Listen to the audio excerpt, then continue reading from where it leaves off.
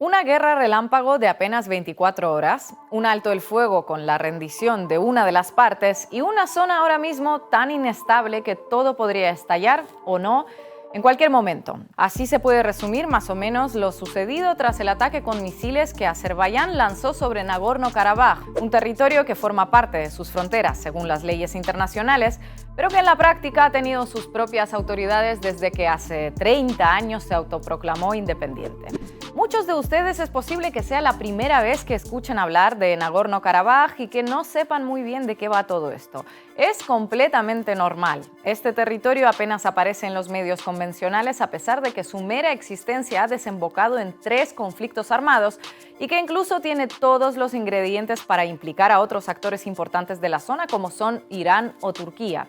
Y todo ello en parte debido a otra guerra que sí ocupa todas las portadas, Ucrania. Pero vayamos paso a paso porque aunque las partes han cesado las hostilidades, en esa zona podría estar gestándose un conflicto mucho más grande. ¿Qué es eso de Nagorno-Karabaj? ¿Por qué Azerbaiyán lanzó ese ataque? ¿Qué tiene que ver con Armenia? ¿Cómo van a reaccionar las potencias implicadas en la zona? ¿Qué relación tiene todo esto con Rusia? Estas son solo algunas de las preguntas a las que daremos respuesta en esta edición de Cafeína. Háganse socios de Canal Red, no se olviden de suscribirse a nuestros canales de YouTube y también estamos en otras redes sociales como Twitter, Instagram, Facebook, TikTok y ahora también pueden leernos en Diario Red.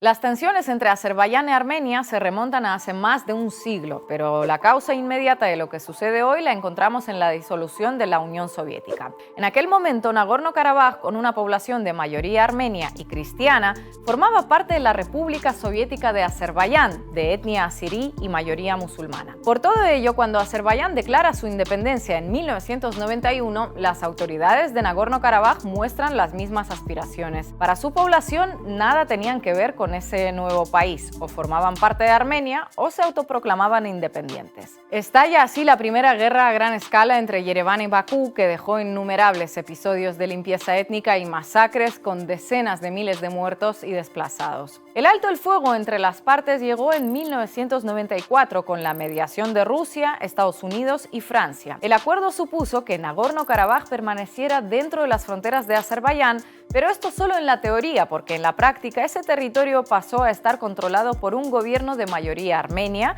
que autoproclamó su independencia, la República de Artsaj. Desde entonces, Yerevan ha apoyado a las autoridades separatistas, pero sin reconocer abiertamente su independencia. La realidad es que ningún país miembro de la ONU ha reconocido a Artsaj. El cese al fuego nunca se tradujo en un acuerdo de paz, pero si hubiera que declarar un ganador de la contienda, ese claramente sería Armenia, que consiguió arrebatarle a Azerbaiyán territorios fronterizos que no tenían nada que ver con los reclamos. Es importante recordar que de aquella, Yerevan era la parte más fuerte en ese conflicto. Sin embargo, en los años posteriores, Azerbaiyán experimentó un importante crecimiento gracias al petróleo y el gas, mientras que Armenia se quedó económicamente en los 90. Sea como fuere, la situación en el Cáucaso Sur se mantuvo más o menos estable con algunas escaramuzas y algún que otro episodio violento que hizo temer lo peor hasta septiembre de 2020, cuando estallan las hostilidades en la línea de control que separa a ambos países. Azerbaiyán no se limita a atacar Nagorno-Karabaj para capturar el enclave, sino que también bombardea localidades de Armenia. Esta segunda guerra dura poco más de un mes, pero deja más de 6.000 muertos. De nuevo, la mediación de Rusia consigue un alto el fuego y de nuevo la cuestión de fondo, es decir, qué va a suceder con Nagorno-Karabaj, no se resuelve, provocando el caldo de cultivo perfecto para la situación presente. Si en la primera guerra hablábamos de una Armenia ganadora, en esta segunda Azerbaiyán es claramente el que consigue la victoria. ¿Por qué digo esto? Porque entre otros acuerdos importantes como canjear prisioneros, Yerevan devuelve a Bakú los territorios que rodean Nagorno-Karabaj, que había ocupado en 1994 y que no formaban parte del conflicto. Entre ellos, una zona fronteriza, lo que provocó que Nagorno-Karabaj quedase aislada de Armenia. Solo un punto conectaría a partir de ese momento a los dos aliados, el corredor de Lachin, que quedó bajo el control de una misión de fuerzas de paz de Rusia, cuyo objetivo era garantizar la seguridad de las personas de etnia armenia. Ese corredor se convirtió en la única vía que conectaba a las 120.000 personas que viven en Nagorno-Karabaj con Armenia, por lo que se pueden imaginar qué hizo Azerbaiyán. Hace unos meses ordenó bloquearlo por completo hasta que provocó un drama humanitario. Según las autoridades de Nagorno-Karabaj, 1 de cada 3 muertes en la región se produjeron por inanición y los abortos espontáneos por la falta de alimentos se triplicaron. Para justificarlo, Azerbaiyán acusó a Armenia de utilizar esa carretera para transportar suministros militares. A esta dramática situación humanitaria se unieron los movimientos de tropas azeríes en la frontera con Armenia y Nagorno-Karabaj, así que una nueva guerra era cuestión de tiempo. Finalmente, Azerbaiyán atacó con misiles Nagorno-Karabaj. Mientras las autoridades de Bakú hablaban de una operación antiterrorista contra grupos militares, para Armenia se trataba de una nueva limpieza étnica en el enclave. El alto el fuego entre las autoridades de Nagorno-Karabaj y Azerbaiyán llegaba 24 horas después con la mediación de Rusia y supone la rendición total del territorio separatista. Tendrá que disolver su ejército, las instituciones que había creado y comenzar a negociar su integración en Azerbaiyán. Y en todo ese proceso, Armenia ni participó ni opinó, mientras cientos de personas salieron a las calles de Yereván para protestar por la inacción de su gobierno. 30 años de conflicto y ya se acaba todo, así, una rendición total de un día para otro. ¿Cómo es posible todo esto? Pues la respuesta en parte está en otra guerra que todos conocemos, Ucrania. Rusia es o era el principal o único aliado de Armenia en la zona, donde tiene una base militar, pero no tiene capacidad ahora mismo para implicarse demasiado en un conflicto de esta envergadura.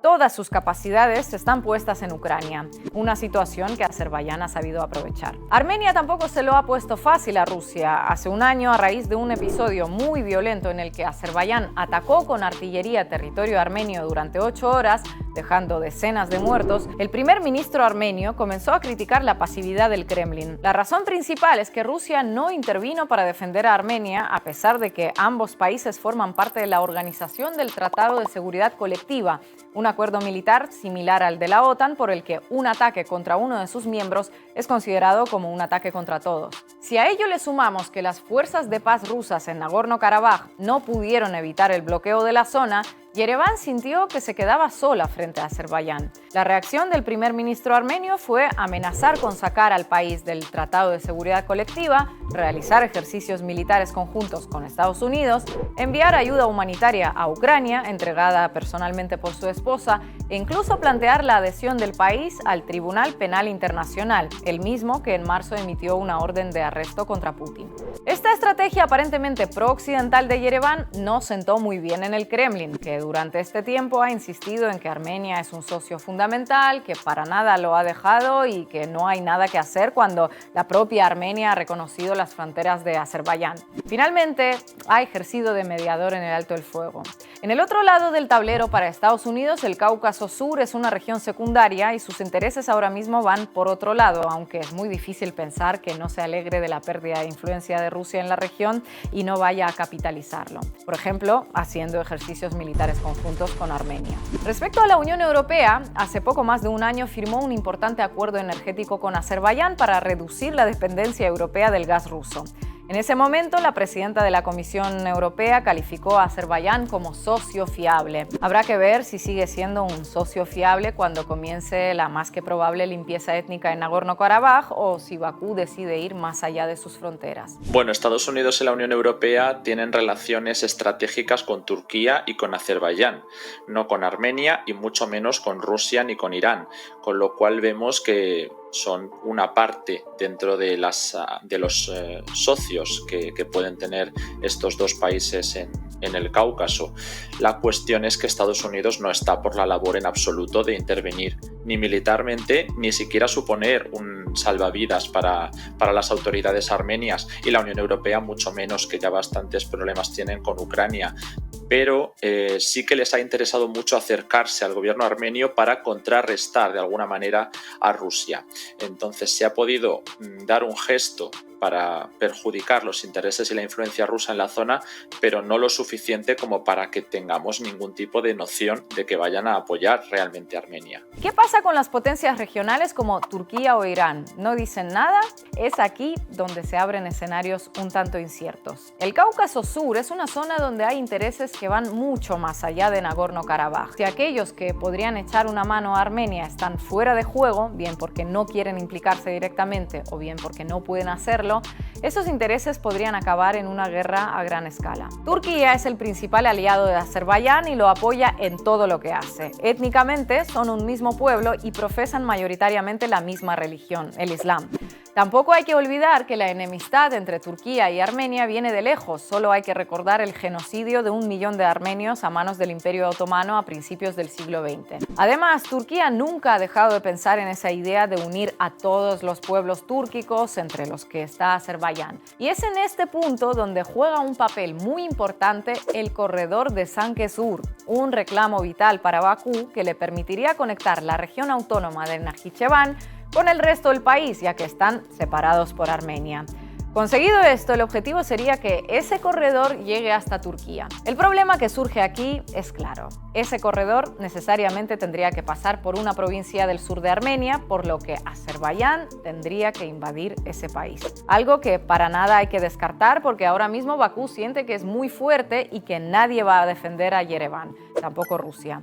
Si no entró en la guerra en 2020 ni hace un año cuando se atacaron territorios armenios internacionalmente reconocidos, es prácticamente imposible que lo vaya a hacer ahora. Sí que veo factible que Azerbaiyán finalmente decida intervenir en Armenia, pero parece ser que ahora todo se mueve más en cuál va a ser la reacción rusa. Si ellos han podido lanzar la operación en Nagorno-Karabaj es porque no ha habido nadie para defender esa población. Pero si Rusia se planta y decide defender la frontera internacionalmente reconocida de Armenia, Azerbaiyán tengo serias dudas de que se atreva a lanzarla. Si la coyuntura le sigue siendo favorable, puede seguir tanteando el territorio con escaramuzas. También tiene que tener cuidado en ese otro escenario que planteo con asegurarse de que la reacción iraní no está preparada para intervenir en la frontera con Armenia. Pero si consigue neutralizar esos dos factores o ganarse el apoyo de alguno de estos dos sectores, porque las relaciones entre Armenia y Rusia no van precisamente bien, pues tiene posibilidades de lanzarla.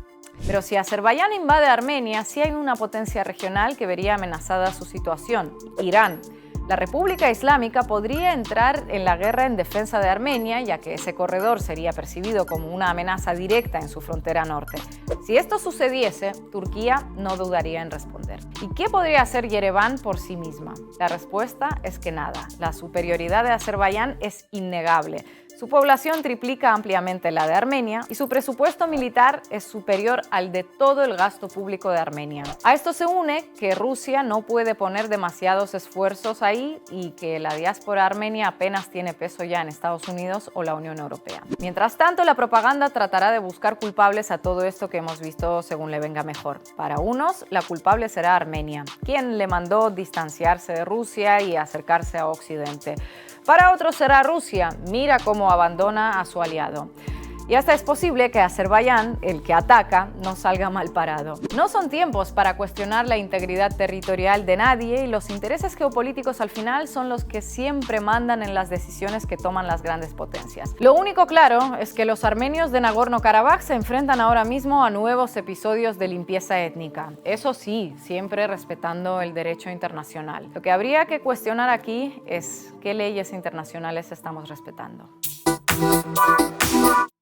Bueno, hemos visto varios perfiles interesantes, por ejemplo, Turquía diciendo que el futuro de la paz entre Armenia y Azerbaiyán lo tiene que decidir Armenia y Azerbaiyán, con lo cual se está dejando bastante a la futura negociación de las autoridades armenias, tanto las de Ereván para ver si hay un nuevo conflicto o no, como con las de la República de Artsaj, que ya en la práctica no va a seguir existiendo, para ver qué estatus se le da a esa zona. Para empezar, ya estamos viendo un éxodo de población, miles de personas que están marchándose a Armenia, y la cuestión es saber qué va a pasar con el resto de población.